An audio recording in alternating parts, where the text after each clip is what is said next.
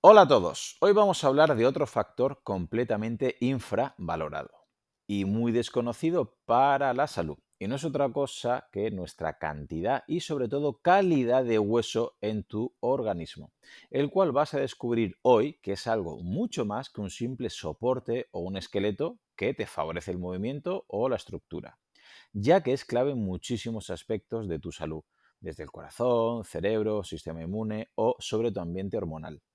Para ello os traigo a una persona que quizás sea desconocida para algunos de vosotros porque huye del postureo, pero os aseguro que puede ser de las que más puedas aprender si sigues sus divulgaciones. Os hablo del gran Walter Suárez, fisioterapeuta, entrenador especializado en obesidad y diabetes, miembro del grupo de trabajo Ejercicio Físico y Obesidad en la Sociedad Española para el Estudio de la Obesidad e investigador en la Facultad de Ciencias del Deporte Pablo de Olavide de Sevilla. Muy bienvenido, Walter. Muchísimas gracias por estar aquí en mi podcast. Pues gracias a ti por la invitación. Muy bien, pues vamos a empezar a hablar de este tejido que es bastante desconocido, pero antes de nada me gustaría preguntarte por qué nadie se preocupa de la salud del hueso y estamos siempre hablando de tener más músculo, de mejorar la calidad muscular o la fuerza y de no tener un excesivo porcentaje de grasa. ¿Por qué nadie comenta qué sucede con el hueso, Walter? Porque realmente, aparte de que es un tejido en las intervenciones difícil de estudiar, porque requiere de procesos de muy largo plazo, mínimo 8 meses, 6 meses, como poco. Entonces hablamos de años para ver resultados realmente interesantes. Normalmente se ha considerado un tejido más bien estéril, es decir, era un soporte, un protector, un almacén de recursos minerales, como puede ser el fósforo, el calcio, el magnesio, y que sí intervenía en la generación de células de la sangre, la hematopoiesis, pero no se le ha dado realmente mucho más valor hasta que vemos que se pierde mucho y entonces actuamos.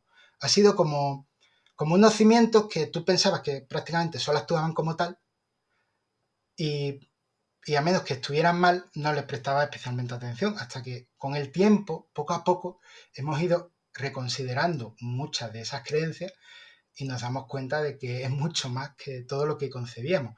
Y de hecho, su papel ahora endocrino, intervención en muchísimos procesos, incluso en el aclarado de nutrientes de la sangre, que también el hueso participa en esa toma de nutrientes, pues nos está haciendo reconsiderar mucho sobre él. De hecho, yo me empecé a interesar por el hueso por un artículo que leí de finales de los 90 que decía que la densidad mineral ósea era más importante para la salud cardiovascular que la tensión arterial. Claro, y uno decía, ostras, bueno, pero ¿qué tiene que ver? ¿No? O desde lo que siempre nos han enseñado, ¿qué tiene que ver esto con el corazón o tan grande? Claro, después te pones a pensar y dices, ostras, es que el hueso está eminentemente vascularizado. Siempre lo pensamos como un tejido seco y dices, es que el 20% del gasto cardíaco en reposo se lo lleva el hueso. Es que no es menor. Y de hecho el hueso, tanto el sistema cardiovascular como el óseo, se retroalimentan y juegan una interacción bastante potente entre ellos. Que uno necesita al otro y el otro necesita al primero. Entonces, claro, uno se pone a indagar y dice, ostras, es que el hueso está metido en un montón de cosas. De hecho, para empezar, las células inmunes vienen del hueso, excepto las que están en los tejidos, que tú vienes de serie con ellas, que son las propias células de un tejido, ese inmunambiente propio de cada tejido, en que tienes células inmunes concretas que hacen además acciones concretas dentro de ese tejido. Pero cuando un tejido, por ejemplo, se inflama y empiezan a venir células de la sangre, ya sea del linaje mieloide o linfoide, ya sea del sistema inmune o el adaptativo, vienen del hueso. Y dices, oye, y si el hueso está mal, quizás las células que vienen del hueso no vienen especialmente bien. Y dices, pues sí, efectivamente. Puede haber modificaciones epigenéticas, al igual que con el tiempo se produce un sesgo mieloide con respecto al linfoide. Es decir, como hay tanta inflamación de bajo grado, creas muchas más células inmunes innatas, pero dejas de crear células inmunes adaptativas al mismo nivel. Entonces, nos damos cuenta de que no es una chorrada, o no solo es la generación de glóbulos rojos, no solo es la idea que teníamos, que la hematopoiesis, por ejemplo, es una regulación inmunológica. De hecho, hemos creado una rama de saber que es la osteoinmunología, tanto como el sistema inmune modula el hueso, como el hueso modula el sistema inmune y esa retroalimentación que se da a nivel interno. Entonces, claro, decimos, ostras, es que esto es un poquito más complejo de lo que parece.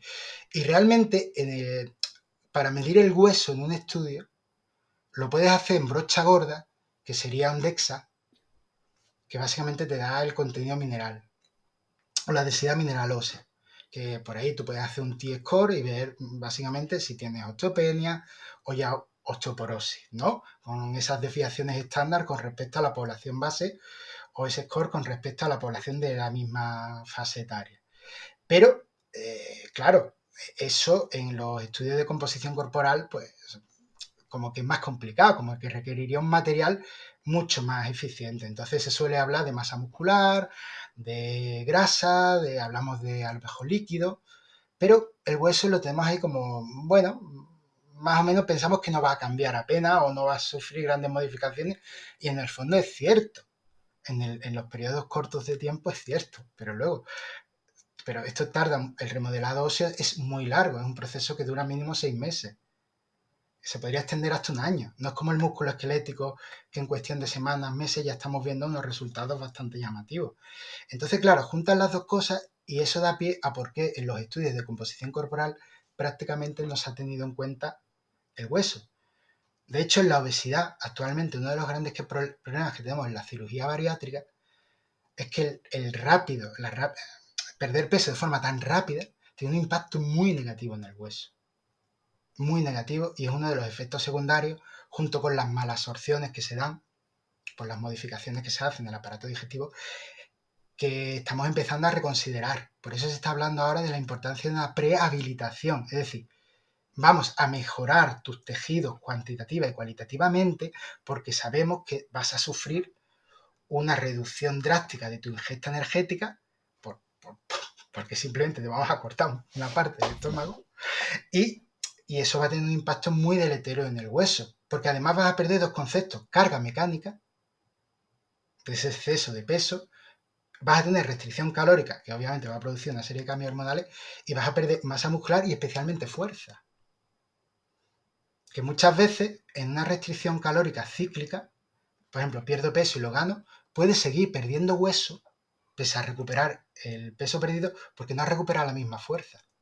Con lo cual las tensiones mecánicas que ejercían tus músculos sobre el hueso se pierden. Que muchas veces pensamos, ¿qué es más importante, la gravedad o las contracciones musculares? Tú dices, bueno, la gravedad siempre la tenemos presente, salvo que nos vayamos a algún medio de microgravedad como el agua o el espacio. Pero realmente encamado seguimos sintiendo la gravedad, pero perdemos hueso igualmente porque no sentimos las contracciones musculares. Con lo cual las contracciones musculares y el impacto contra superficie, hueso o al golpear un saco son los elementos osteogénicos por excelencia. Con lo cual, perder fuerza va a llevar necesariamente una pérdida de densidad mineral ósea. ¿Por qué? Porque el hueso no recibe las mismas presiones y el juego tensional. Entonces, claro, estamos cambiando un poco todas las ideas que teníamos sobre qué es bueno o no para el hueso. Muchas veces cuando hablamos de andar, tú dices, sí, andar es un elemento que tiene un índice osteogénico bastante bajo y las personas mayores pierden mecanosensibilidad por diferentes elementos, por factores hormonales, por inflamación, por pérdida de células que sienten esa carga mecánica como son los osteocitos y las redes que crean entre ellos para comunicarse, ese juego tensional. Y al perderse todo eso hace que esos estímulos tengan muy poco impacto sobre poblaciones que necesitan desarrollar el hueso, con lo cual necesitan mayores tensiones. Entonces, medios acuáticos, bicicleta, no son elementos indiciarios de un mayor desarrollo óseo. Pueden servir para mejorar inflamación, aspectos hormonales, aspectos metabólicos, claro, por supuesto, que eso no es malo. De hecho, una persona con osteoporosis puede tener varices también y ahí el medio acuático le puede venir bien. Pero para el hueso en concreto no sería lo ideal. Entonces, claro, estamos cambiando y nos damos cuenta que conjugando esos factores, las contracciones mecánicas y la gravedad, en este caso alejarnos de elementos que no hay gravedad, pues es importante. Incluso los niños que se dedican a deportes acuáticos, actualmente ya cualquier federación de deporte va a incluir elementos de fuerza e impacto fuera del agua, porque se dan cuenta de que un niño que hace a lo mejor algún elemento de natación no desarrollan la masa ósea con respecto al nivel de ejercitación que tienen. Se quedan como un niño normal o sedentario y eso no debería ser posible. Pero claro, es que casi todo su tiempo lo pasan en medio en gravidez. Y eso pues nos debería hacer replantearnos cómo entendemos el hueso. Pues, Walter, aquí ya me has contestado muchísimas dudas que tenía, pero lo que estoy haciendo es, me estoy anotando un montón de preguntas que se me han ocurrido para ir haciéndote y que los oyentes poco a poco lo vayan entendiendo, porque la verdad es que has dado un montón de datos y me gustaría remarcar alguno de ellos, como por ejemplo cuando has comentado lo de la cirugía bariátrica, que claro, al perder mucha masa grasa y encima perder masa muscular y fuerza en algunos casos, puede tener una repercusión negativa a nivel óseo. ¿Podríamos extrapolarlo, por ejemplo, a las personas que están muy enfatizadas en perder masa grasa y tener un porcentaje de graso muy bajo y que no terminan de trabajar bien la fuerza o no terminan de hacer un entrenamiento con impacto mecánico, como luego hablaremos? Les puede pasar factura, pueden tener este efecto secundario que puedes estar muy bien a priori respecto a la grasa porque estás perdiendo masa grasa, pero esta restricción calórica a lo largo del tiempo puede pasar factura a nivel de salud ósea. Sí, de hecho, los estudios que tenemos en restricciones crónicas en el tiempo, que normalmente se hacen bajo sociedades que promueven la restricción calórica para aumentar la longevidad. Bueno, acá hay grupos así de flipados que piensan que ingiriendo un 10, un 20% menos de lo que deberían ingerir, pues van a aumentar su esperanza de vida. Pues entonces, claro, son un grupo poblacional excelente para hacer estudios a largo plazo sobre restricción calórica. La masa ósea obviamente se ve desmejorada. Además, los factores hormonales son muy importantes en el hueso. Pensemos que la caída que hay en las mujeres en la menopausia del hueso es básicamente por una caída de los estrógenos Mm. que se produce. De hecho, normalmente cuando hablamos del hueso, y ya me meto encadeno con otra posible pregunta.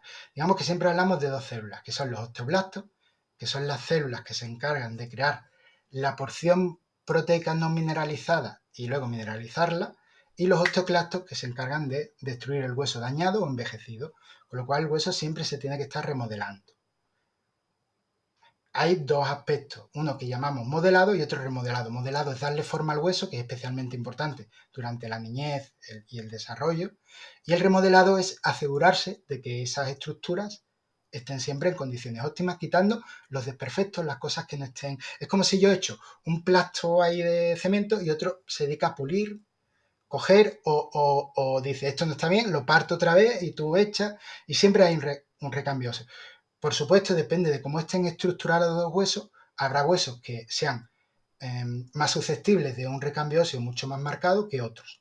Por ejemplo, huesos como los de la muñeca, las vértebras, la cadera, pues obviamente tienen un recambio óseo más agudo y por eso son muy susceptibles a fracturas osteoporóticas, porque son huesos que tienen un recambio óseo mucho más acelerado que otro tipo de huesos que normalmente pues, no lo tienen tanto. Entonces, digamos que siempre se ha pensado que hay un equilibrio entre las células que generan hueso y las células que lo destruyen. Pero nos damos cuenta que ambas trabajan bajo el albur de un director de orquesta que llamamos osteocito. Que si miramos el interior del hueso es como si fuera una gran red de neuronas. Y realmente son osteocitos que se comunican entre ellos por una serie de canales, por extensiones dendríticas, como si fueran neuronas, y forman como una red que siente y percibe las señales mecánicas. Lo hacen porque sus brazos están rodeados de un líquido intersticial que cuando hay una presión se mueve o fluye en diferentes velocidades, depende de dónde haya venido el impacto y con la fuerza. Y eso activa una serie de sensores que llamamos integrinas que convierten esa señal mecánica en biológica, en dar una respuesta. Entonces el osteocito pues, puede decidir, rompe por aquí y crea por aquí. Porque como me vienen señales de por aquí, me da cuenta que tengo que reforzar eso. Por eso siempre hablamos de que el hueso, una cosa muy importante es la riqueza mecánica. la riqueza de estímulos. Que, por ejemplo, si vemos la densidad mineral ósea de un halterófilo, es grande, pero no tan grande como debería ser.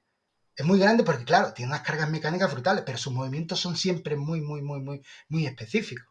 En cambio, vemos el fémur de a lo mejor un deportista, tipo un futbolista o un corredor de élite, y tiene una densidad mineral ósea bastante alta y decimos, pero no cogen tan grandes cargas. Bueno, el velocista de élite sí, pero en este caso que tiene mucha más riqueza. Cambio de direcciones, correr para atrás, para adelante, digamos que es un entorno mucho más rico, incluso las caídas.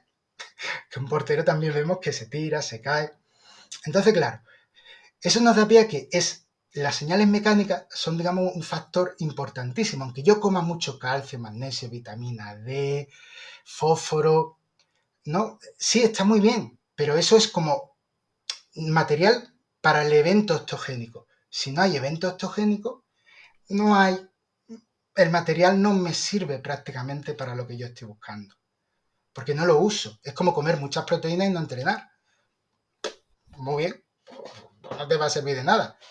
Pues entonces, claro, si sabemos que es la tensión mecánica lo que regula principalmente todos estos procesos, ahí vemos la importancia, por ejemplo, de los factores hormonales. Los estrógenos, por ejemplo, hacen que los osteocitos no se mueran, perciban bien las señales mecánicas, funcionen bien. Los mediadores inflamatorios hacen todo lo contrario, hacen que los osteocitos no funcionen bien o incluso se mueran, o adquieran un estado que llamamos senescencia celular, que es envejece y no hace su función, y además jode al resto que están alrededor. Entonces, claro, eso es parte de lo que explicamos cuando alguien se hace mayor, que es pierde sensibilidad mecánica o mecanosensibilidad. Se le empiezan a morir osteocitos y esas redes dendríticas empiezan a perder densidad, con lo cual los mismos estímulos ya no provocan y además se va perdiendo vascularización del hueso. Y como ese líquido intersticial al fin y al cabo viene de la sangre, mientras menos vascularizado esté un hueso, menos capacidad, con lo cual todo va de la mano y dice, ahora empiezo a entender esta relación. Y el hueso puede tener hipertensión también. El hueso una estructura estanca, con lo cual tiene que regular muy bien la tensión interna. Nos damos cuenta que cerca de una rodilla con artrosis hay un aumento de la tensión del hueso. Y esto también cambia cómo se percibe la tensión mecánica, porque estoy alterando toda la señalización que se da en el hueso. Entonces, digamos que es todo un entramado que si nos ponemos a indagar, nos damos cuenta que muchas veces lo habíamos visto desde fármaco y nutrición, y ahora nos damos cuenta de que es todo lo contrario, es ver todos los eventos a la vez y entender por qué funcionan algunas cosas y cómo podemos optimizarlas. Por eso ya en cualquier guía de tratamiento de la osteoporosis, directamente el ejercicio físico aparece como un pilar fundamental. Claro, porque entendiendo lo que estás comentando, que vamos, me parece poco conocido, muy interesante, y que esta tensión mecánica es lo que va a hacer que va a estimular el osteocito para que haya modelado o remodelado.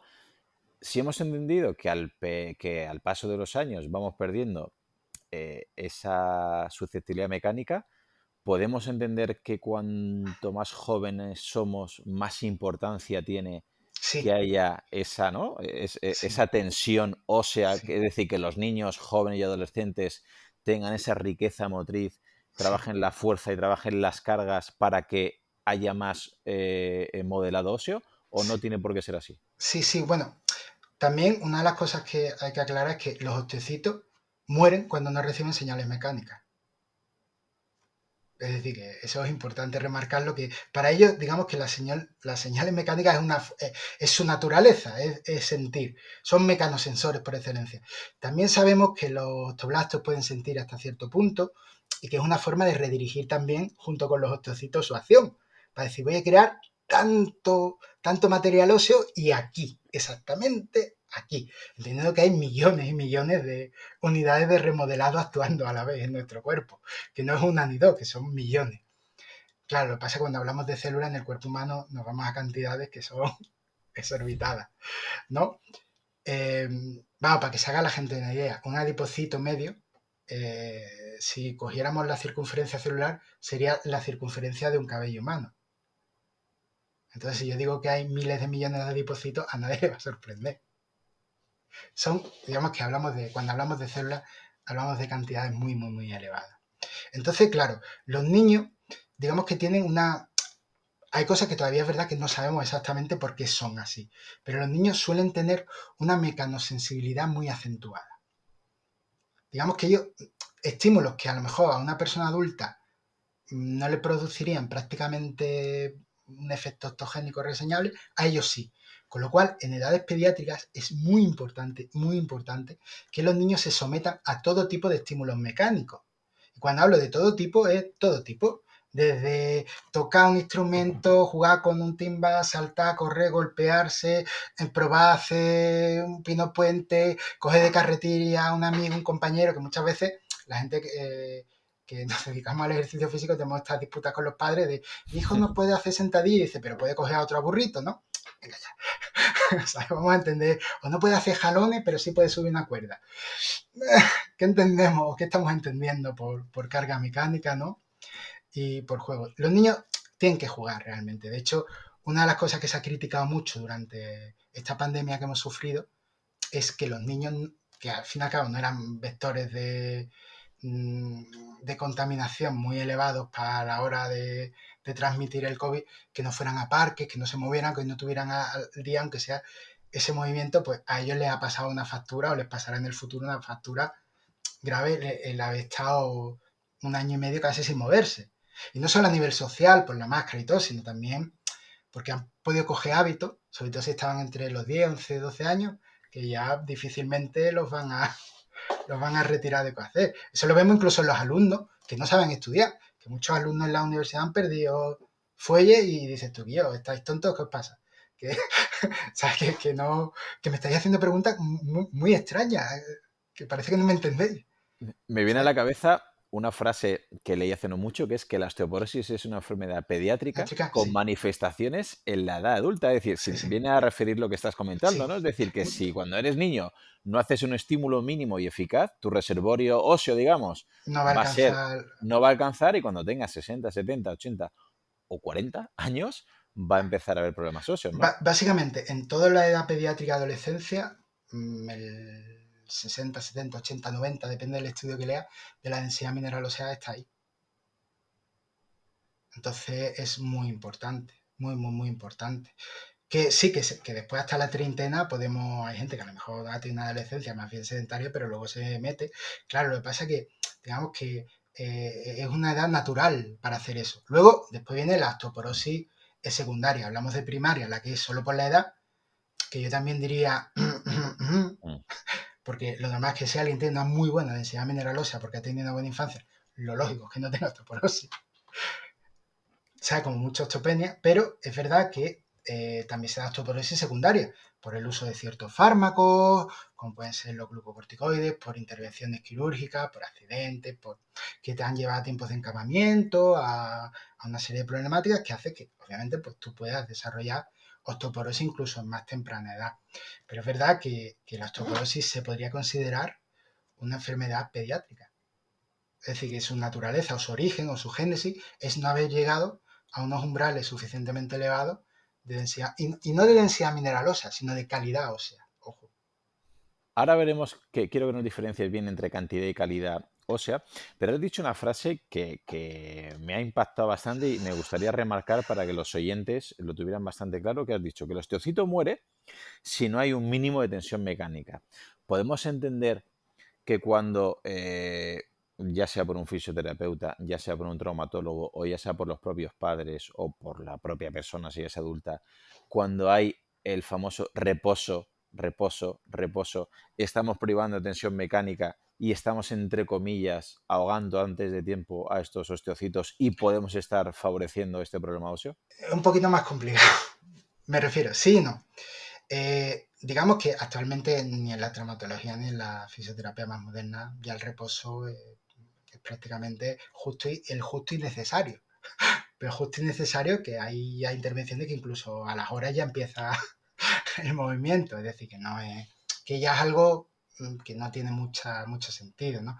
Es como el protocolo RIS, que todavía se sigue usando, el Mm. del hielo, y Mick dijo, oye, que esto no es, No, no es lo que funciona, pero bueno, podéis decir lo que queráis. ¿Sabes? Pues yo, Walter, con compañeros y con padres de alumnos míos, sigo teniendo la misma discusión respecto al hielo y respecto al reposo. Y creo que a lo mejor tú en el ámbito en el que estás tan metido en divulgación y obviamente estás a un nivel tan alto. Pero pasa lo mismo que con la fiebre. Hasta hace poco se recomendaban baños fríos. Y ahora hemos descubierto que la fiebre es una respuesta fisiológica y que es necesaria, igual que la inflamación, el edema, todo cumple una función. Es decir, el minimizar eso solo tiene sentido si es desproporcionado o porque por la persona, por la naturaleza que tenga de algún aspecto, digas tú, bueno, por si acaso voy a reducir porque no me fío, porque tiene antecedentes o ha pasado algo, pero si no, sabemos que es una respuesta fisiológica que crea un escenario perfecto para que la función inmune actúe. De hecho, el aumento de fiebre por la noche es fisiológicamente ideal porque es el momento en el que tú no te vas a mover, no te vas a relacionar con nadie, vas a estar tranquilo en tu casa, con lo cual el cuerpo dice, puedo gastar toda la energía que quiera porque no va a ser utilizada en otras funciones. Y además no me tengo que preocupar de que tú comas algo y tengas que tener ahí en cuenta que si eso va a estar infectado o no, o tiene algún tipo de tóxico. Entonces, digamos que son reacciones normales. Ahora lo que sí se recomienda con los antipiréticos es simplemente se utilizan cuando hay niveles muy elevados o en determinadas edades pediátricas por una cuestión de que todavía el sistema inmune igual no está tan afinado como podíamos esperar. Pero no, realmente el reposo actualmente sabemos que es demoledor y más para el hueso. No tiene mucho sentido.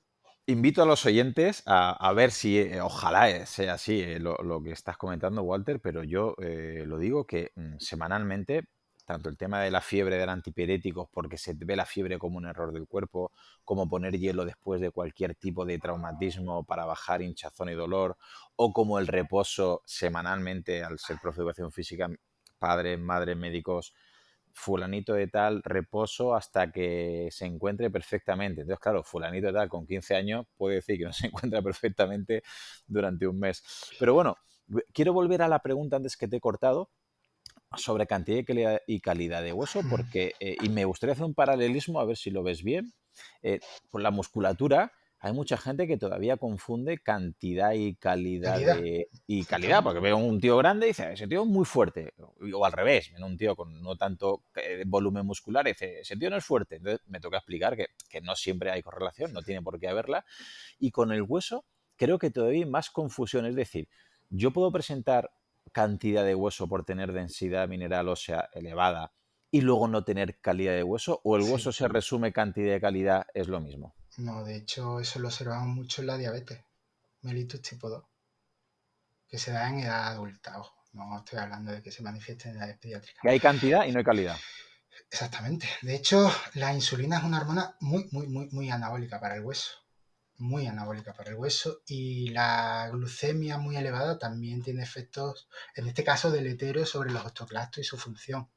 Entonces no es raro que personas que tengan diabetes tengan una calidad ósea, perdón, una densidad mineral ósea normal o elevada porque son muchos años manteniendo una hiperinsulinemia y una hiperglucemia. Claro, el problema es que el remodelado óseo lo han, por decirlo así, lo han trastocado y empiezan a acumular muchos microdaños, muchos huesos envejecidos y aparte, digamos que al no haber una carga mecánica adecuada, suponiendo que sean sedentarios, la redistribución de de todos esos componentes minerales no es la óptima y equilibrada. Pensemos en los modelos de tensegridad, que esos son estos modelos como telaraña, que están Mm. hechos para exactamente aguantar la máxima cantidad de presiones con el menor espacio posible. Pues esto sería exactamente lo mismo.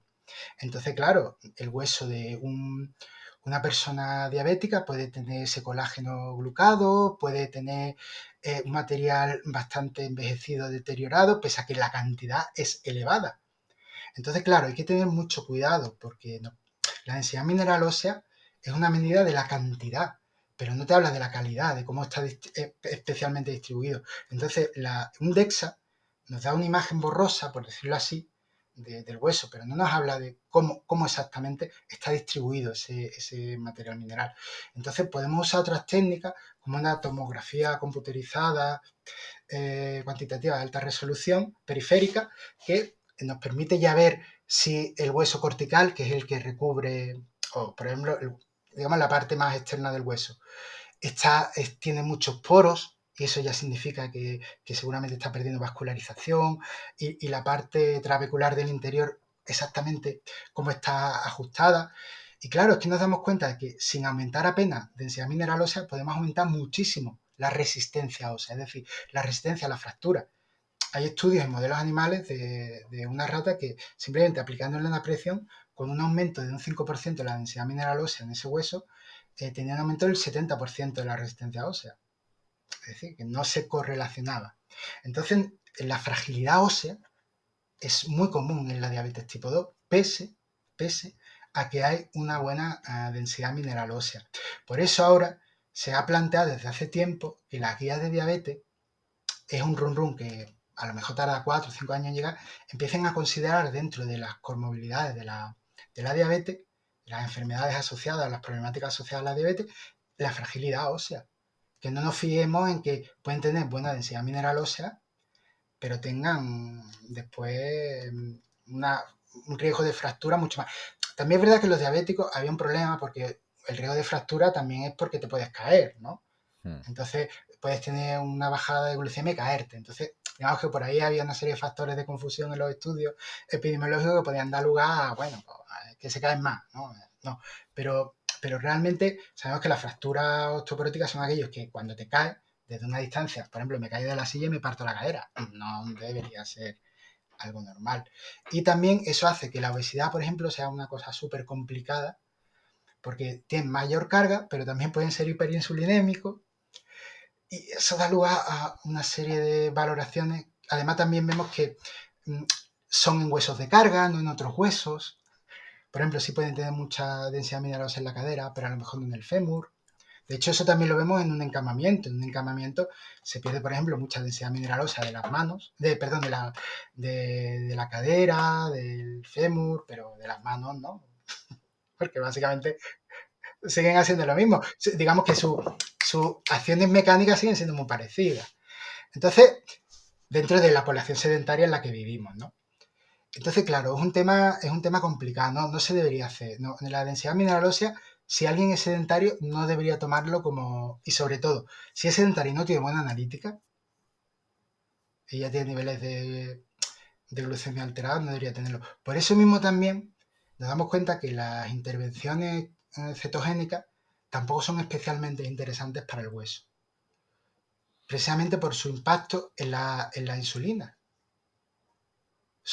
Están muy bien porque tienden a regular a la baja la insulina, pero también, a menos que haga ejercicio o implemente una actividad física protectora sobre el hueso, suelen tenerle en largo plazo eventos deleterios. Es verdad que no hay estudios de intervención, solo tenemos datos epidemiológicos que no pueden inferir causalidad, pero sabemos que hay plausibilidad biológica. De hecho, los niños que tienen epilepsia refractaria suelen tener menos densidad mineral ósea cuando han seguido intervenciones con dieta cetogénica y no se explica por la baja actividad que puedan tener ellos físicamente. Igual que la gente vegetariana o vegana, muchas veces al ingerir pocas proteínas de alto valor biológico, pues también suelen tener menos masa muscular y menos densidad mineral ósea. Pero ya hace poco salió un reporte de que aquellas personas veganas, en este caso no vegetarianas, veganas, que hacían entrenamientos de fuerza, podían tener una densidad mineral ósea igual que una persona. Es decir, que en ese sentido las estrategias nutricionales también tienen que tener una coherencia con el ámbito hormonal y con el ámbito de otros tejidos como el muscular. Por eso nos damos cuenta que la intervención de sarcopenia y osteoporosis es muy parecida y por eso se ha acuñado el término osteosarcopenia. O sea que tenemos claro que si perdemos masa muscular y perdemos fuerza y función muscular, muy probablemente, ¿no? Efecto colateral va a ser que estamos perdiendo Perdiendo hueso. densidad y calidad, o sea, cantidad y calidad. O sea, Exacto. hemos abierto dos melones muy importantes, Walter. Uno, el de la nutrición, Y el otro es el que has comentado que, bueno, que con un DEXA o con una tomografía podríamos ver cantidad y calidad ósea, pero hasta donde entiendo yo no es muy común, ¿no? Si no hay un problema que la persona se suele romper huesos con relativa facilidad o hay un problema genético o hereditario que le hagan ese tipo de analíticas. Has comentado que si la persona es sedentaria y o la analítica ya le sale alterada, ¿no? Has comentado algo parecido, podría ya ser un indicio de que pueda haber poca salud ósea. ¿En qué nos podríamos fijar en una analítica para saber si más o menos podríamos intuir que tenemos buena salud ósea o que podría haber un problema óseo? Bueno, realmente es decir, es casi imposible saberlo porque a lo mejor alguien tiene una glucemia alterada, pero la glucemia alterada se puede tener por bastante más motivos. Por ejemplo, el estrés puede ser un motivo y no es por eso una razón, aunque también explica el estrés continuo, por ejemplo, también tiene un impacto muy deleterio sobre el hueso, pero digamos que una persona que es sedentaria, lleva muchos años sedentario, no duerme bien, no come especialmente bien y a lo mejor la analítica no le sale muy bien, pues quizás debería replantearse que no solo es que tiene baja condición física, sino que también su tejido óseo no está especialmente bien. Y si además no ha tenido una niñez especialmente activa, pues digamos que juntas todo y dices, oye, igual debería empezar a preocuparme de algunos aspectos. De hecho, muchas veces un problema de la osteoporosis es que prácticamente solo se investiga en la mujer y solo se hacen pruebas en la mujer y se ignoran los hombres por defecto. Cuando, si es verdad que los hombres, la andropausia no es tan marcada como la mujer, pero también tiene un efecto bastante deleterio en el hueso con el paso del tiempo. Y vemos hombres que se enteran que tienen osteoporosis cuando se han partido la cadera. Me ha llamado también la atención que has comentado que, aparte de indirectamente por la propia analítica, ¿no? Porque me has comentado lo del estrés Sí, que puede subir ciertos parámetros, comentas que el estrés también puede generar problemas óseos. ¿Nos podrías claro, explicar un claro. poquito más? Porque ahora mismo está muy de moda, y el otro día lo leí en tus redes sociales, ¿no? Que está de moda ir a tope, trabajar 18 horas al día, no tener tiempo ni para respirar, como si eso fuera un premio, cuando debería ser una crítica, debería, ¿no? Debería decir, Claro, replantéate la vida porque, sí, porque no sí. vamos bien. A todas estas personas que están tan orgullosos de no tener tiempo ni para respirar, ¿qué le podrías decir cómo el estrés puede influir en la salud ósea? Hombre, digamos que el estrés no solo va a tener impacto en la masa muscular del etéreo, sino también en, por ejemplo, ejes hormonales. El eje de los andrógenos y los estrógenos lo va a fundir. Además, se va a juntar también con un aumento del sistema adrenérgico para estar despierto y activo, y ambos tienen un impacto muy potente sobre todos los procesos de destrucción ósea, porque se necesita ese calcio y ese magnesio y fósforo para otras funciones. Por ejemplo, cuando estamos en un contexto de inflamación, la salida de ese calcio y ese fósforo del hueso es necesario porque las células inmunes también lo utilizan. Entonces, es como todo más de lo mismo, ¿no? Necesito energía, necesito nutrientes, pero también necesito iones para hacer mi función. Con lo cual, ¿de dónde saco los nutrientes? Del hígado cojo la glucosa, del músculo cojo aminoácidos, de la grasa cojo los ácidos grasos y especies lipídicas, para no meterme en temas más Mm. complejos. Y el hueso me va a facilitar factores que están embebidos en la matriz, como factores de crecimiento o factores moduladores inmunes, y también me va a dar iones.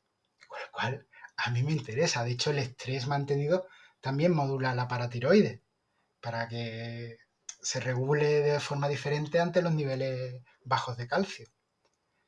Entonces, digamos que todo va de la mano. Un estrés crónico mantenido va a tener un impacto muy deleterio sobre tejidos como puede ser el muscular y el esquelético, pero por una cuestión de lógica, porque estás sustentando la funcionalidad de otros elementos que se están encargando de mantenerse. Mira, un efecto muy claro de cómo el estrés modula el sistema inmune es que es lo tipo de estoy nervioso toda la semana y me pongo malo el fin de semana. Cuando ya estoy relajado, normal. Cuando quita esa hiperestimulación, cuando he dejado que la célula inmune diga, ya nos podemos inflamar de verdad, venga. Pues vámonos al lío. O antes de competir y después de competir. Mucha gente después de la Sí, sí. competición de Sí, triatlón, de hombre, maratón. el estrés, el daño, todo es la carga. Pero bueno, es también negativo y deleterio. Es decir, no cumplir ciertas normas básicas de salud, dormir bien, comer bien, tener un equilibrio psicoemocional razonable, que hay veces que esto no está en tu mano, porque al fin y al cabo hablamos de determinantes sociales de la salud. Que hay gente que es lo típico de no tengo dinero, pues no seas pobre, triunfa en la vida. ¿Sabes? Eso muchas veces no está en nuestra mano, ¿no? Por ejemplo, el ejemplo más claro de determinantes sociales fue la epidemia. A mucha gente los metieron en su casa y chimpum. No hay discusión. Ya. ¿Cómo controlas tú eso? No lo controlas. ¿La salud está en mis manos? No. El ambiente modula la salud también y a veces de forma en que tú no puedes controlar. Que tú sí puedes intentar gestionar cómo eso te afecta a ti, vale, pero te está afectando, te guste o no. Lo primero que has comentado cuando ¿Sabes? te he preguntado el estrés ha sido el tema de estrógenos y andrógenos, y ya lo habías comentado antes también, ¿no? Que, Sí, la restricción calórica pues la también, restricción calórica. que lo baja. Pero, ¿qué relación tendría esta bajada hormonal? Que yo creo que por ahí un poquito se puede explicar, que no justificar lo que has comentado antes, que se estudia más osteoporosis en la mujer porque en la menopausia al Claro, haber esa baja de estrógenos, ¿no? básicamente por la menopausia, porque sabemos que esa caída de estrógenos tiene una caída concomitante de la densidad mineral ósea en diferentes grados. Hay primero una caída más rápida, luego más lenta, pero se da, claro que se da. Entonces, por eso se puso se investigó mucho esa cuestión. Lo que pasa es que en el hombre nos hemos dado cuenta que también los estrógenos tienen un papel muy importante, pero especialmente a través de la conversión de testosterona en estradiol. Por eso en los hombres, digamos que la testosterona es importante, porque es la que se va a convertir luego dentro del hueso en estradiol y entonces va a tener una serie de acciones. También sabemos que la testosterona por sí misma tiene acciones, pero que es muy importante este proceso de aromatización. Entonces, meter solo hormonas femeninas no sería interesante, porque el hueso del hombre puede que no las use como tú esperas que la estés usando. Entonces, es diferente. No, sí, pero en el hombre también nos damos cuenta que los ejes hormonales son muy importantes. Muy, muy, muy importantes. De hecho, Y los ahí, pocos pacientes que hay con anorexia nerviosa se ve claramente. ahí volveríamos a hablar otra vez de restricción calórica Calórica, o sí. de, por ejemplo, dieta muy baja en grasa que no empieza a tener un buen ambiente hormonal, que a mí me sigue llamando muchísimo la atención, que conozco chicas, conozco atletas, triatletas que pierden el periodo y lo dicen con una naturalidad como si no pasara nada, porque dicen, bueno, si no quiero ser madre, o yo ya he sido madre y me da igual, o me da igual tener esos problemas de ciclo menstrual en hombres como no, obviamente no está el chivato como yo le llamo del ciclo menstrual, pero luego ves analíticas de hombres con perfiles hormonales muy bajos y claro, a lo mejor de momento puede ser que lo que estás comentando, ¿no, Walter? Es decir, que de primeras no notes ese efecto tan peyorativo, pero eso poco a poco va fraguando que el Hombre, día de claro. mañana tengas una calidad ósea tan baja que volvemos, que muchos dirán, bueno, pues yo cuando tenga 60, 70, 80, 90 años el hueso me dará igual. Pero es que comentas cosas tan importantísimas como que tu sistema inmune coja los iones del propio hueso. Es Claro, decir, sí, sí, sí. que se retroalimenta todo, ¿es así? Sí, sí. No, y de hecho las mujeres que son deportistas no pensarían, bueno, tiene mucho impacto o en determinada zona ósea, por ejemplo, una corredora, ¿no? Pero claro, te pones a contar y dices una restricción o una dieta no adecuada, mucho sudor, que también se va calcio por el sudor, eh, ¿sabes? Después el estrés de la competición, se junta todo y los cambios hormonales y dices que es normal que después tengan esas mediciones óseas que hacen que uno se lleve las manos a la cabeza y además se tarda mucho tiempo en recuperar, que de hecho, incluso aunque una persona recupere los niveles hormonales, pueden pasar años, años, hasta que empiece a recuperar cierta normalidad ósea, que no es una cuestión tonta o baladí, que parece que es, esto se soluciona entrenando en 2 días. No, son muchos años para recuperar todo eso que se pierde. Y eso la gente debería hacerlo, recapacitar. Además, a medida que nos hacemos más mayores, nos va a costar más trabajo y más tiempo. Que eso, que eso también deberíamos ponernos nosotros en foco y decir, oye, que esto tarda. Pero también hay una parte positiva. ¿Se puede aumentar la densidad mineral ósea en cualquier edad? Sí. ¿Y la calidad? Sí, sí, también. Es decir, ambos aspectos. De hecho, con entrenamiento necesariamente se aumenta la calidad. De hecho, el fin último del entrenamiento no es tanto aumentar la densidad como la resistencia ósea. Que ese sería el fin. Porque, de hecho, hay fármacos que pueden evitar la resorción ósea, pero que luego crean fracturas por estrés. Claro, yo evito que se remodele el hueso, pero también evito que se quite hueso dañado o envejecido. Y después, pese a que tengo más densidad mineral ósea, como he reducido mi calidad ósea, puede tener fracturas por estrés anómalas. Entonces, no es la idea aumentar la densidad mineral ósea per se, es aumentar la resistencia del hueso, que sería una mezcla de la calidad, una buena mezcla de la calidad y la densidad. Ojo, que la densidad mineral ósea es muy importante, porque si tú tienes muy poco material, aunque esté muy bien colocado, es que tienes muy poco material. Es decir, que por eso es un factor de riesgo tan claro en toda la epidemiología. Una muy baja densidad mineral ósea se relaciona muy mucho con las fracturas. ¿Por qué? Porque es que no hay apenas hueso. Por muy bien distribuidito que esté. ¿Habría un antídoto a nivel de entrenamiento para evitar eso? Es decir, ¿qué 2 o 3 entrenamientos? Porque a veces estamos hablando de entrenamiento y hay gente que dice, bueno, yo ya entreno, pues yo hago tenis, pero a lo mejor no entiende que en un brazo puede haber más calidad y cantidad, Sí, o sea, que en el otro. de hecho en los estudios en tenistas es así. ¿Habría algún entrenamiento en concreto o una combinación que podría ser a nivel óseo? Hablo a nivel óseo. Podría ser bastante completa para estimular cantidad y calidad o por lo menos para prevenir ese envejecimiento. Sí. Bueno, lo primero, volvemos a lo mismo, depende de cada persona y cómo esté. Hay gente que a lo mejor está en un grado de osteoporosis que estornude y se le parte una costilla. Entonces también tenemos que ver en qué contexto estamos hablando. Pero lo primero es darle movilidad a todo el cuerpo. Empezar a equilibrar todos esos juegos tensionales y que todas las estructuras óseas reciban la, por lo menos el mínimo de estímulo que necesiten con los músculos, traccionándolos en los huesos y usando como palancas para el movimiento. Y luego hacer un entrenamiento de fuerza progresivo y adaptado a la persona y también ir metiendo poco a poco, cuando sepamos que es viable, impactos. Que impacto puede ser desde bajar fuerte un escalón Ujú. hasta pequeños saltos, hacer una progresión en pliometría, con escaleras de agilidad, como uno quiera. O también hay impactos, hay gente que lo hace con sacos de boxeo en los miembros superiores. Pero incluso en los entrenamientos de fuerza, cuando uno lo hace rápido, hay un pequeño rebote de la barra milimétrica que supone un pequeño impacto a nivel de muñeca. Y saber que los efectos osteogénicos son locales. Es decir, correr no es osteogénico para las muñecas. Por mucho que tú hagas hit, diga, no, yo es que voy súper rápido y hago serie de sprint, muy bien, pero es que usted no está teniendo un efecto octogénico en las muñecas de intensidad. Pues esto es igual. Es decir, tenemos que estimular todo el hueso. Hay muchas veces que nos obsesionamos con la osteoporosis y parece que solo importan las vértebras lumbares y la cadera. Pero dice, oye, que las fracturas de hombro están a la orden del día, ¿eh? ¿Sabes? Que, que aquí se las parten todo. Y también entender la parte importante ya que hemos hablado de lo importante de la salud cardiovascular, ver el aeróbico también como un tipo de entrenamiento para el hueso, para esa parte.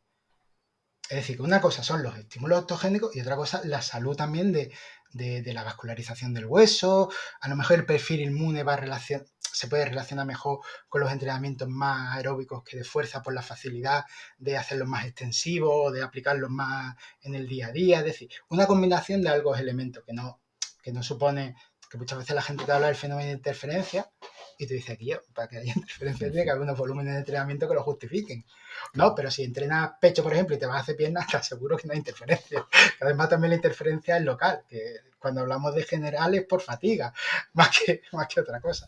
Bueno, pero que sí es verdad que tenemos que ver todo en el proceso. Si podemos hacerlo en ambiente enriquecido, que nos dé la luz del sol, pues mucho mejor. Y si lo miramos todo, decimos, oye, pues bueno, es básicamente lo que hemos dicho siempre. Combinar fuerza y aeróbico, progresivo, que sí, que a lo mejor no está tan centrado en el hueso, pero que después habrá pequeñas especializaciones. Incluso el saltar, un poco hacer el estímulo de saltar sobre una silla, el amago de saltar, puede venirle bien a la cadera. Que muchas veces que los estímulos de impacto nos rebuscamos mucho la vida y dices tú, es que apoyarte así en una pared puede ser un estímulo de impacto para lo que es todos los huesos del antebrazo, ¿no? Que no nos tenemos que complicar a veces tanto la vida con ese sentido. Y, y claro, atendiendo a la realidad de la persona, ¿no? Por ejemplo, el estudio que se hizo en mujeres, el Lift-More, que se hizo son mujeres que eran de osteoporosis muy leve o osteopenia, se llevaron 2 meses entrenando antes de llegar a las cargas propuestas al entrenamiento, de ejercicio supervisado, que la gente las ve y dice, se pusieron a saltar, hacer peso muerto. No, se llevaron 2 meses antes, poco a poco, hasta llegar ahí. Que mucha gente, que la gente se viene arriba, empieza a Mm, coger peso. Es decir, a mí no se me ocurriría hacer nada de pliometría con alguien que no sepa saltar. te lo cargas. Es decir, ¿sabe usted saltar? No, pues no saltamos. Buscamos alternativas y te voy a enseñar poco a poco a hacer estímulos de salto. Con eso precisamente veo tengo no peleas, pero sí discusiones con familiares o amigos que dicen, no, me ha recomendado nadar. Digo, pero ¿tú sabes ¿Sabe usted nadar? nada? No, Claro, no he nadado nunca en mi vida. Digo, pues empezamos mal. Y segundo, quiero que entiendan, Walter, a ver si me da la razón o no, que claro, el estímulo osteogénico, es decir, la tensión mecánica que hay nadando, quizás si eres un nadador de élite que compites con palas, con aletas, que llevas unos ritmos brutales, puede haber cierta, no digo que no, porque luego los nadadores me van a criticar, no digo que no haya cierta tensión, pero obviamente en el 99% de las personas y yo hago triatlón, que veo en la piscina, muchas personas sé que están ahí, muchas o varias personas están ahí por prescripción médica, pensando que están haciendo un favor al hueso enorme y, hombre, entre estar nadando o estar viendo la tele, mucho mejor estar nadando, pero sí, por supuesto. el efecto osteogénico que tiene la No, natación no. o el ciclismo muy suave o caminar respecto a trabajar fuerza, pequeños saltos, saltos a la comba, el que pueda gimnasio, el que pueda crossfit o el que pueda, bueno, crossfit me da miedo, luego si quieres hablamos, o me refiero, eso también es importante que lo Sí, tengan no, en pero por cuenta la ejemplo la gente. natación a nivel de cadera y lumbar, prácticamente estímulo cero. Es como un ciclista. Yo le analizo la rodilla y la caña, le analizo la cadera y digo, es que está sentado. Mira que le da bimba a la bici, pero es que no puede tener la misma que alguien que haga impacto y corra. Pero eso es de cajón. De hecho, los deportes crean especificaciones muy concretas en las estructuras que tú utilizas y las refuerzan a muerte. Por eso os comentaba al principio lo de la riqueza motriz. Claro, claro. Es decir, esto es olvidándonos de especialización. Es decir, tú lo que necesitas es riqueza motriz. Es mucho más interesante eso que saltar todos los días una comba. Claro, Prefiero que tengas una escalera de agilidad a que tengas una comba, completamente de acuerdo. por ejemplo. Vayamos al melón que hemos dejado ahí abierto y ahora gente diciendo, pues no habéis terminado de comentar que le habéis dado palos a la dieta keto, luego a los veganos, luego habéis dicho que depende. A la hora de la alimentación, vayamos poco a poco. Hablamos de calorías y macronutrientes. ¿Qué nos podrías decir? ¿Habría algo que tendríamos que tener en cuenta a la hora de saber qué viene mejor, qué viene peor ante esta salud ósea? Bueno, realmente aquí yo creo que ya en general, en cualquier ámbito, hay casi un consenso que nos está diciendo que las alimentaciones tipo occidentalizadas básicamente tienen muy alta densidad energética y muy poca Mm, densidad nutricional, con lo cual también sabemos que puede haber un eje microbiota hueso, que hay una relación, también cómo funcione tus intestinos va a funcionar tu absorción de iones minerales. Así que tú puedes tomar mucho calcio, magnesio, fósforo, pero lo absorbe bien tu intestino, pues ya tenemos ahí una mm. serie de consideraciones, ¿no? Entonces, claro, nos damos cuenta de que, digamos, cómo te alimentas es importante. Si tu alimentación es coherente con tu actividad y crea un entorno tanto hormonal, inmune, metabólico correcto, pues entonces quiere decir que eso va a ir bien. Si tu alimentación crea una serie de déficits o crea alteraciones, pues seguramente no sea la más adecuada eh, para lo que es la salud en general. A lo mejor para un problema médico concreto en un momento puntual es genial, pero para la salud general igual tiene déficit. Por ejemplo, algo que yo siempre he criticado de las dietas cetogénicas es que en relación a fibra alimentaria, fitoquímicos, se quedan muy cortas. Y sabemos que la microbiota intestinal, mientras más riqueza tenga, mejor es, en los estudios epidemiológicos. ¿Que esto nos va a llevar a una plausibilidad biológica y que todo lo estamos haciendo un poco a ojo de buen cubero? Por supuesto, porque no hay estudios de intervención que nos hayan dicho que sí, que yo acepto la crítica y entiendo esa parte de que es verdad que no podemos afirmar taxativamente. Pero, pero hombre, ahí pues nos damos cuenta de que si alguien me dijera, no, yo es que quiero hacer una dieta de estas características, una época del año que sea coincidente, pues eso sería lo más, digamos, evolutivo, lo más lógico desde esa perspectiva. Pero digamos que los nichos ecológicos que nos hemos encontrado a lo largo de la historia, pues siempre ha habido presencia de carbohidratos. De hecho, el único nicho ecológico que conocemos que no es de los inuit y ellos ni siquiera entran en cetosis, Hmm. porque tienen una serie de adaptaciones precisamente para no hacerlo por ese nicho ecológico tan concreto. Igual que son morenos de piel, cuando no tendría sentido, pero como toman tanta vitamina D de su ingesta alimentaria, no han necesitado crear ninguna adaptación. Entonces, digamos que hay que tener mucho cuidado con lo que cogemos y decimos, oye, pues si tú vives de una forma y haces una cosa, tú alimentate. Ahora que alguien me dice, pero es que la alimentación también es social, es psicológica, por supuesto, que cada uno haga lo que mejor le vaya. Lo que está claro es que con la alimentación sola no basta. Y eso es algo que debería quedar súper claro. Tú te puedes alimentar genial, pero si no te mueves adecuadamente, lo siento amigo, pero hay muchas cosas que no van a ir bien, especialmente con el tiempo. Es como la fuerza, ¿no? Como la hipertrofia. Es decir, tú puedes hacer la dieta perfecta, pero si no entrenas, no corres, no vas al gimnasio, es que, Walter, es que no me pongo fuerte. ¿Y cómo mejor que nadie? ¿Vas al gimnasio? No. Sí, sí. Es como, por ejemplo, las dietas vegetarianas y veganas, yo siempre le diría igual que las dietas cetogénicas. Si vas a hacer una dieta que vas a restringir casi en la totalidad algún grupo alimentario o nutriente, guíate por un profesional, porque seguramente haya cosas que tú des por supuestas que sean erróneas. Y por internet se venden y se dicen muchas tonterías en general. Que hay veces que somos generosos y decimos que es porque el que lo dice tiene sesgo, pero es que en muchas ocasiones es porque no sabe de lo que está hablando. O confunde cosas que tú dices, ostras, eso es que vas a un congreso médico y ya ves 80 manos diciendo, perdone, usted eso que está diciendo me lo puede verificar con algún trabajo que se haya publicado o es una idea peregrina, ¿no? Entonces, claro, eso es importante. Y dejando claro que incluso cuando hablamos de nutrición, de precisión, actualmente lo que estamos haciendo es para grupos poblacionales. Es decir, coger grupos poblacionales y decir, a estos le van bien mejor las dietas con más baja en carbohidratos, a estos le van mejor esta, esto, que ni siquiera es a nivel ya individual concreto, sino para poder dar recomendaciones más en determinados grupos poblacionales que sabemos que le van a ir mejor. Y veo que yo siempre digo que sigan a José Mario Ordóvar, que es uno de los que más publica sobre esto. Y claro, ya meterte en nutrición personalizada total, habría que hacerte un estudio tan increíblemente potente y aún así muchas de las cosas digamos, nos basaríamos en la epidemiología, porque de hecho hay cosas que sabemos por epidemiología, muchos estudios genéticos que decimos, bueno, en general, yo te digo que esto va ahí así, pero, ¿sabes? Tú a lo mejor puedes tener una variante que yo desconozco, ¿sabes?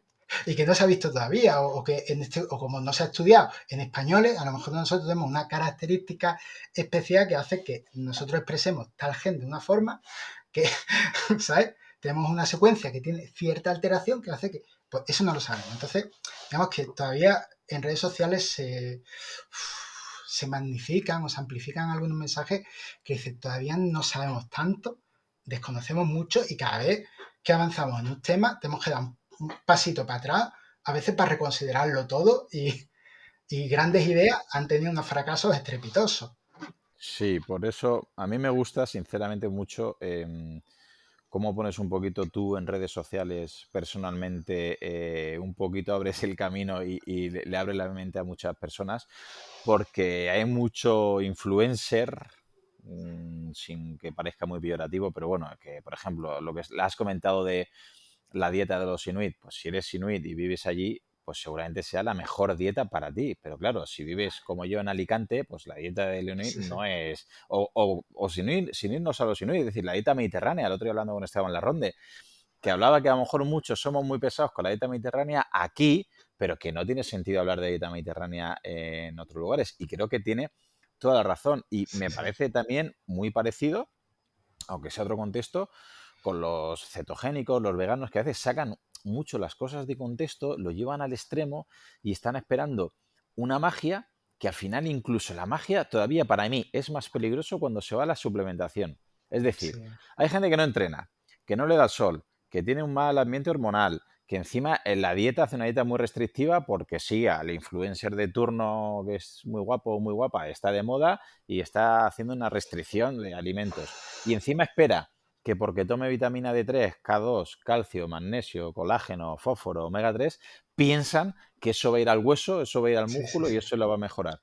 ¿Hasta qué punto crees? ¿Qué le podrías decir, Walter, a una persona que te esté escuchando ahora mismo que no haga bien lo que has comentado antes? No hay riqueza motriz, no hay tensión mecánica suficiente, no toma sol, no come bien, sobre todo no entrena y como tiene un problema óseo o por si acaso está tomando calcio con magnesio o vitamina K2.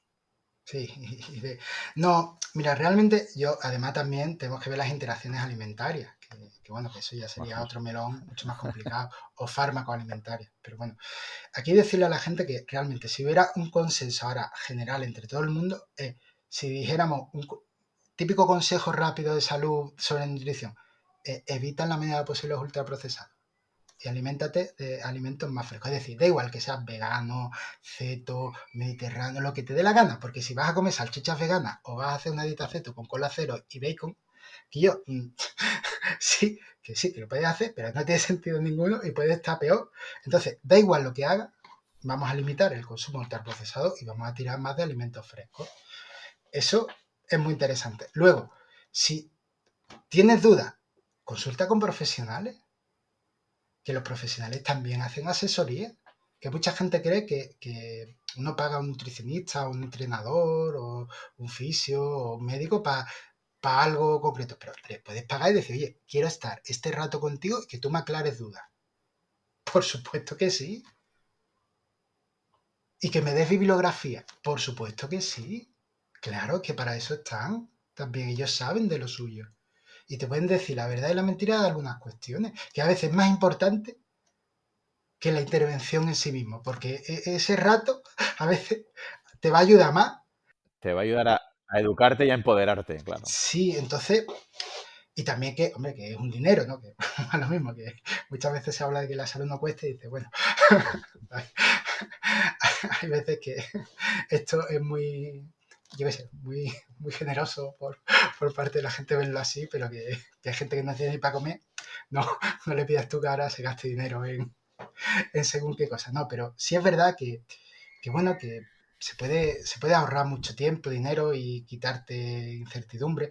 Que eso no quiere decir que un profesional no se pueda equivocar, por supuesto que no, te diga una estupidez, pero por lo menos sabes que hay una garantía ahí detrás, o un colegio profesional, o hay detrás, digamos que hay una factura y hay algo que tú puedes decir, oye, pues me lo has dicho mal, o lo que me has dicho no tiene sentido.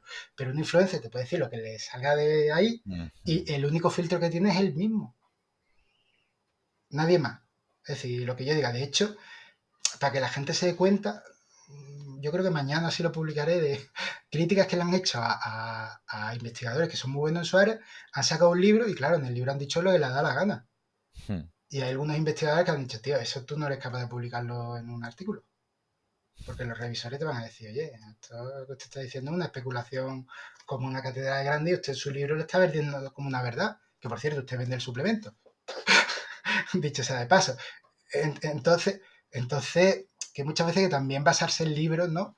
Que dice, oye, que los libros de divulgación están bien, pero eso no quiere decir que los autores no puedan decir cosas que son opiniones, no pasan de su opinión y que es muy mudable y que puede haber gente en la investigación que ellos no nombren que opinan lo contrario y que puedan ser los que tienen razón o estar equivocados los dos. Es decir, que esto también la gente que sepa que cuando habla de ciencia dice tú, espérate, un libro de divulgación no es un libro científico. Puede ser un libro de divulgación científica, pero ojo, no es un libro en que los revisores se han encargado de asegurarse que no. Es un libro de divulgación, que lo ha hecho un experto seguramente en la materia o no, alguien que le ha dado por escribir libros, ¿sabes? Pero que mucho cuidado, que a veces yo veo a gente que dice, ¿y tú qué te vas? Es que he leído este libro. Y dice, bueno, pero ese libro, yo qué sé, muy bonito, pero está muy bien escrito, pero ¿qué me dices, no? ¿sabes? Sí, está claro que es difícil. A veces que hay tanta información hoy en día en redes Sí, sociales que creo que es difícil discriminar y a veces, pues como es lógico, ¿no? Estos algoritmos están un poquito así diseñados para que llegue a más gente, quizás el que más vende y no el que tenga más rigor detrás. Pero me gustaría, antes de terminar, Walter, que nos paremos un pelín de los ultraprocesados, que has comentado que hay que alejarse lo máximo posible, lo cual es obvio, pero a lo mejor hay gente que a nivel óseo todavía no lo queda un poquito claro. ¿Podríamos decir que podría influir, por ejemplo, cuando estamos comiendo mal en general, por mm, ejemplo, como has dicho tú, el meter, digo, salchichas veganas, digo, bacon de mala calidad, digo, Coca-Cola cero, digo, bueno, lo que sea, alimentos realmente que están ultraprocesados y tienen muchos componentes que no son nutrientes reales y que al final, aparte de la microbiota, ¿podríamos hablar que puede influir en el tema del pH? Porque creo que hay un poquito de un concepto mal explicado que claro, que hay gente que si le empiezas a explicar que el pH se puede alterar, dice, no, no, o sea, el pH nunca se va a alterar porque si hay mm, acidosis, ¿no? O hay alcalosis, moriríamos. Pero, por ejemplo, si tu alimentación, si tu estilo de vida es malo, para que no haya esa acidosis, es posible que tu cuerpo, precisamente para tamponar, para sí, evitar que el pH se modifique, use, por ejemplo, calcio, magnesio que hay en el hueso, está evitando que el pH se modifique, pero a costa sí. estamos pagando un precio que es que se nos quede el hueso sin minerales, o esto es un poquito un bulo. No, bueno, claro, habría que explicar que cada tejido tiene un pH concreto, entonces no es lo mismo el pH del estómago que el de la boca, que no siempre hablamos, cuando hablamos de pH hablamos del de la sangre, Ujú. no entramos en otras valoraciones. Sí es verdad que el pH se mueve en rangos muy concretos, está muy bien regulado, pero se pueden dar contextos, por ejemplo, de lo que sería una acidosis de muy bajo grado, que es simplemente una mínima regulación a la baja que hace que sí, que se empiecen a sobreestimular tampones que se encargan de que el pH no baje y esté debidamente regulado. Es decir, no estamos hablando de cambios de 0,1, 0,2, no estamos hablando de grandes cambios, pero lo suficiente para que el cuerpo se ponga en defensa. También un problema de la ingesta alimentaria con ultraprocesado es que cuando tú comes una dieta que es muy pobre en densidad nutricional, el cuerpo tiene que seguir haciendo sus funciones y a lo mejor al no tener ciertos elementos los coge de otro lugar porque tú no se lo estás dando con la alimentación o busca otras vías metabólicas o celulares para intentar llegar al mismo evento, ¿sabes? Otra, digamos, la vía alternativa y eso puede suponer alteraciones en el funcionamiento normal de ciertos tejidos, órganos, células. Entonces, claro, se juntan las dos cosas y si eso además va acompañado de una ingesta alimentaria, pues aún más estrés que le mete. Entonces, claro, y además, por ejemplo, en el hueso podríamos hablar de los ortofosfatos que pueden tener las comidas congeladas, como el pescado congelado, los refrescos, es decir, que sí, que importa el cómo nos alimentamos, y ya no solo a nivel de pH, sino cómo regulamos el pool de nutrientes y la densidad nutricional y cómo el cuerpo puede utilizarla o buscar alternancias no, no concretas para hacerlo. Mira, te voy a poner un ejemplo muy tonto que ha cambiado la forma de prescribir algunos fármacos en este caso. Cuando a la gente le dolía mucho algo, siempre le mandaban paracetamol, ¿no? Porque el ibuprofeno quizás es más, tiene un efecto más deletéreo y para el largo plazo pues se manda paracetamol. Sobre todo en las personas mayores, que les mandan cantidades bastante elevadas. Pero el paracetamol, para su degradación a nivel hepática, necesita cisteína. Entonces, claro, si la cisteína no está presente en la dieta, y eso puede pasar con gente que come poca proteína o una dieta más vegetariana vegana no bien regulada, pues ¿de dónde la obtiene? De la masa muscular. Degrada la masa muscular para obtener la cisteína. Entonces ahí vemos como un fármaco, independientemente de otros factores, porque también puede intervenir en los ejes hormonales, porque al quitar la inflamación, las gónadas no producen al mismo nivel los esteroides sexuales, pues como vemos como eso, que antes parecía una chorrada, sabemos que ahora se puede relacionar con la sarcopenia. Y por eso se suele mandar N-acetilcisteína cuando te suelen dar, por ejemplo, cantidades muy elevadas de este tipo de antiinflamatorios. Por eso digo que muchas veces que cuando la gente se mete en un tema, decir tú, es que en las redes lo estáis viendo muy simple. Lo estáis viendo especialmente simple. Pues incluso aunque yo hable de vitamina D, yo hable de vitamina K2, magnesio, fósforo, otros coayudantes en toda la señalización, me estoy quedando súper corto, porque no estoy hablando de cómo se absorben, no estoy hablando de otros elementos, de cómo se relacionan con otros procesos. Entonces, claro, es un poco decir, incluso la forma en la que tú tomas la vitamina D, tú estás dando por supuesto que solo se crean esos metabolitos, pero no otros que también pueden tener actividad biológica. Con lo cual no es lo mismo tomar 1,25 que tomar 25 a que la sintetice tu cuerpo. Entonces, es un mundo muy complejo y la gente tiende a sobresimplificarlo demasiado. Una cosa es dar mensajes sencillos y otra cosa es dar mensajes simplistas. Mm. Y eso yo quiero que la gente lo tenga claro. Yo intento dar mensajes sencillos, pero no niego, de hecho afirmo, que todo es muchísimo más complejo. Y que una hora no sirven nada más que para rascar la superficie. Pero rascar. Y 50 horas no serían suficientes para meternos en según qué proceso. Entonces, que no se queden con que esto es así, sino que es mucho más complicado y que normalmente cuando hablamos de qué me pasa a mí o qué necesito yo, ya ahí entra un montón de factores que se tienen que corregir. Que no es que usted entrene, es que a lo mejor es más importante que duerma bien. Y no lo está considerando. Sí, como la gente que toma fármacos para problemas óseos y a lo mejor no se da cuenta que si entrena junto con ese fármaco, junto con buena dieta, junto que le dé el sol, junto que duerma bien, junto que le baje el estrés, a lo mejor el efecto cóctel, ¿no? Es Sí, exponencialmente mayor que si solamente se toma el fármaco. Y en los dos casos se está tomando el fármaco, ¿no? sí, de hecho lo estamos viendo. Que hay efectos sinérgicos en ciertos fármacos cuando le aplica ejercicio físico. Muy bien, Walter. Pues me gusta terminar las entrevistas por si hay mucha gente que se ha quedado hasta el final y dice, ¡buah! Me ha explotado la cabeza, me ha dado muchísima información, pero yo acabo la entrevista, apago el podcast y ha sido, tengo parálisis por análisis. Podríamos acabar la entrevista con aplicando la ley de Pareto, que me gusta mucho. Es decir, ¿qué 3, 4 o 5 cosas nos podrías resumir, así grosso modo, sabiendo que es imposible en una frase decir nada, no es ni rascar, no es ni pestañear, pero para que podamos retrasar todo lo posible estos problemas óseos que hemos estado comentando con cambios en nuestro estilo de vida, Walter? Vale, pues la infancia y la adolescencia son épocas claves y debemos instar a que los niños y los adolescentes jueguen, practiquen deporte, es decir, no castigarlos con no ir al parque y ese tipo de cosas.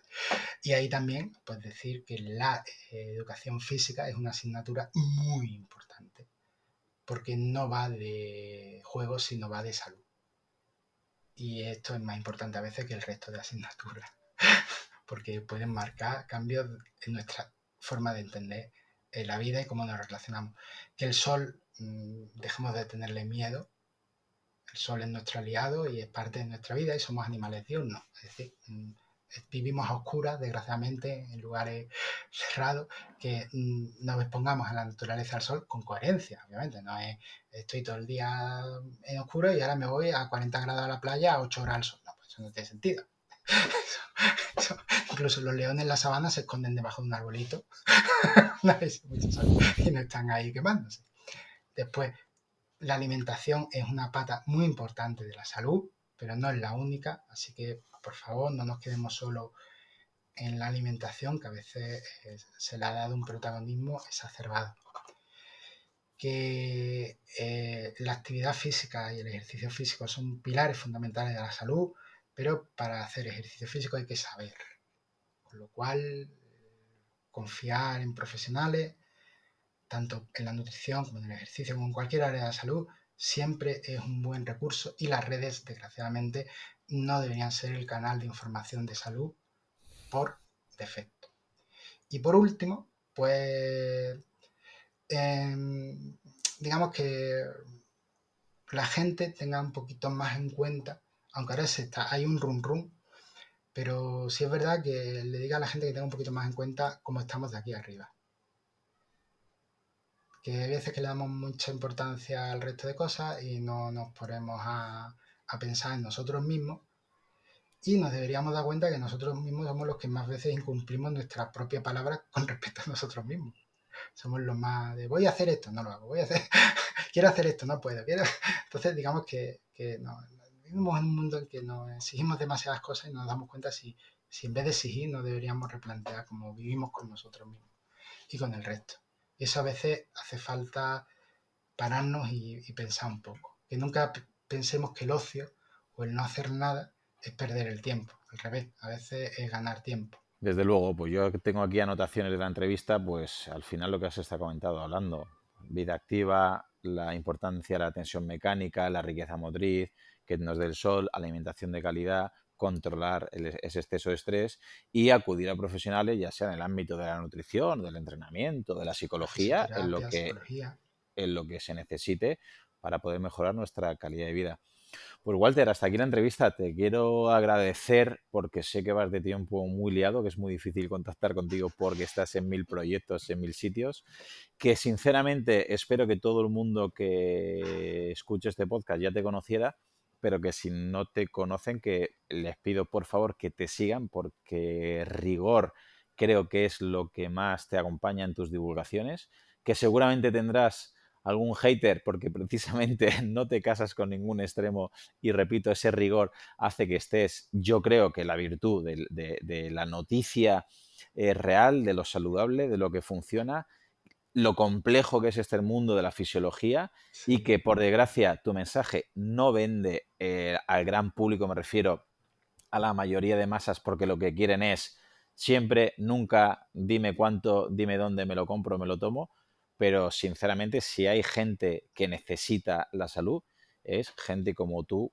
Walter, así que te quiero agradecer por enésima vez que hayas estado aquí. Espero que pueda volver a estar porque son muchísimos temas los que publicas, de los que sabes. Y antes de irnos, me gustaría preguntarte cómo te da tiempo a estudiar tantísimo y a publicar tantísimo, porque la verdad eres un pozo sin fondo. Bueno, yo, digamos que algo que siempre más maravilla de la gente, las personas que dicen, yo al día llevo en 6 entrenamientos personales, o al día trato con 20 clientes, 40, 50, y yo a partir de 4 o 5 ya estoy empezando a tener atención. Entonces yo hace tiempo que dije, tío, prefiero ganar menos, reducir la gente con la que estoy a un número que yo me sienta cómoda, dedicar también más tiempo a mi familia y dedicar más tiempo a leer y estudiar. Y siempre intento todos los días sacar un par de horas para leer sobre diversos temas que me interesan. Y hace años me volví un snob también en la ciencia y básicamente me leo artículos de revistas de alto impacto. Que dejé de usar el buscador y Mm. sino las primeras 5 o 10 revistas y lo que publiquen ellos de diversas áreas y me olvido de leer artículos que a veces que es un error, que ya lo sé, que es un sesgo, pero es verdad que digamos que son las que mueven las novedades, las ideas, los cambios, los paradigmas y son las que afrontamos. Y luego es verdad que en las revistas pequeñas puede haber alguien que tenga toda la razón del mundo. Pero es verdad que eso también decirle a la gente que sepa que la calidad de lo que está leyendo es importante, incluso dentro de la ciencia. Que hay veces que un artículo se puede publicar, pero dice, pero es que los revisores no sabían tanto. Que ha sentido filtros, sí, sí, pero no, te aseguro que esto en otras revistas el revisor ni te responde. Sería imposible. Sí. Muy bien. ¿Y dónde te podríamos encontrar aquellos que no te conozcan, Walter? Realmente durante mucho tiempo solo he tenido Facebook, ahora me hice Instagram y bueno, intenté hace tiempo hacer un proyecto de divulgación de vídeos que empecé hicimos un par de vídeos y, y lo que pasa es que, bueno, no surtió el efecto que el doctor Villegas, no sé si lo conocía, Sí, que claro. tristemente Que falleció, en pues paz empezamos, descanse. pues empezamos a hacer un par de vídeos. Pasa que él falleció y a mí me dio mucho. Se quitó las ganas Mm. de ir por ese rollo, que queríamos hacer vídeos de divulgación de muchos temas que había dudas. Y ahora, pues digo, bueno, pues igual lo que hago son vídeos cortos, no tan cortos de 1 minuto, pues tampoco dicen nada. Pues vídeos cortos y me he hecho un Twitch y digo, bueno, a ver cómo funciona, igual que YouTube tengo aprendido a funcionar, y hacer vídeos un poquito más cortos explicando algunas ideas o simplemente invitando a la gente a reflexionar. Por ejemplo, el gluten le sienta mal a todo el mundo. Si eso fuera así, nunca podría haber un grupo control en un estudio de gluten. Un grupo control como no sintomático. Pues si le sentara mal a todo el mundo, no existiría esa posibilidad en ciencia. Y la hay. Pues entonces, no a todo el mundo le tiene por qué sentar mal el gluten, ¿no? Un poco esas ideas que se venden mucho y tú dices, bueno, pues que te sienta mal, ¿vale? Yo no lo pongo en duda, pero digamos que no, esa idea de que a todo el mundo en general le pasa algo, dices tú, eso en biología humana es complicado que se produzca. Un poco ese rollo, ¿no? De David y decir, oye, ¿y cómo se mide la permeabilidad intestinal? Pues la zonulina no es lo ideal, porque no se criba bien y por eso hacemos una prueba de azúcares para ver si hay, pues, y te están vendiendo incluso zonulina de heces, pues te estás metiendo a la moto, un poco para decir cosas de plantear cosas que se ven en el día a día, no los test estos de nutrigenómica que te están vendiendo y que tú dices, ¿consideran la microbiota intestinal? No, pues igual no funciona como tú esperas, ¿sabes? Porque te sientas muy bien, pero no lo estás absorbiendo. Entonces un poco decirle a la gente estas cosas ¿no? de que estamos hablando, ¿no? Ahora de muchas series para conseguir la misma hipertrofia muscular. Y dice, bueno, que teóricamente y a nivel fáctico eso sea cierto, no significa que sea lo mejor. Claro. Que vamos a ver. Que parece, no, yo puedo conseguir hipertrofias haciendo muchas series al fallo. Vale, pero eso es una estupidez. ¿Sabes? Que sea posible no significa que sea lo óptimo. ¿Puedes hacer un entrenamiento que sea tipo Wader? Sí, pues mejor. ¿Sabes? No te rayes. No, es que me han dicho y he visto estudios que dicen que el rango de hipertrofia ya es de, bueno, sí, pero de calidad muscular y de fuerza, te aseguro que no es igual. Pues a ver si te animas con esos vídeos y esas publicaciones y esas divulgaciones, Walter, porque la verdad es que, sinceramente lo repito, creo que la salud y la ciencia y el rigor necesitan a gente como tú y a tus divulgaciones. Así que ha sido un placer que estés aquí. Me gustaría que volvieras cuando quieras Habla de hipertrofia muscular, ¿no? a hablar de hipertrofia muscular. Te lo compro cuando quieras. Te mando un fortísimo abrazo, Walter. Venga, igualmente. Hasta luego.